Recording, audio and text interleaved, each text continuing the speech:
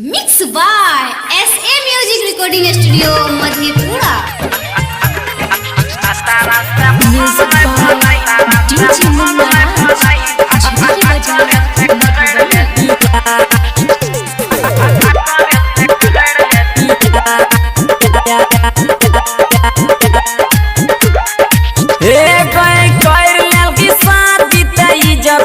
छौरी तो हो करे परवा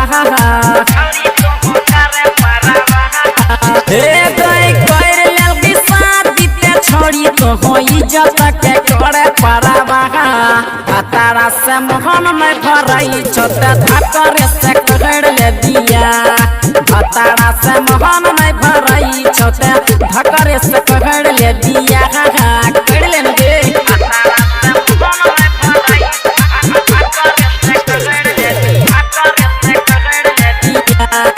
एक कुमारे वाला करम छोड़ी अभी हो करई छी मन ना की भर रोज नया ले मरई छी एक कुमारे वाला आदत अभी तक हो नहीं भूले लगी ससुरा में छोड़ी के क्या बेरे पकड़े लगी छोड़ दे तो सही आगे छोड़ी आके भेज तो जीन गीताबा छोड़ दे तो सही आते भेज तो छोड़ी आगे जीना गीताबा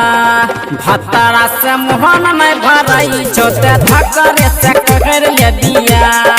भतारा से मोहन में भरई छोटे धकरे से क्या ले दिया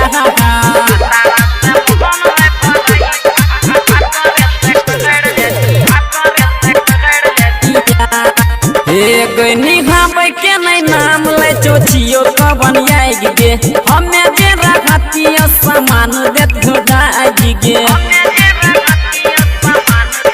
एक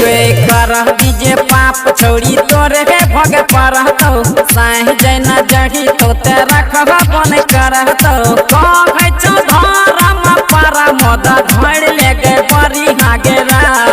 कहे चो धरम पारा मद धड़ लेके बरी हागेरा भतरा से मोहन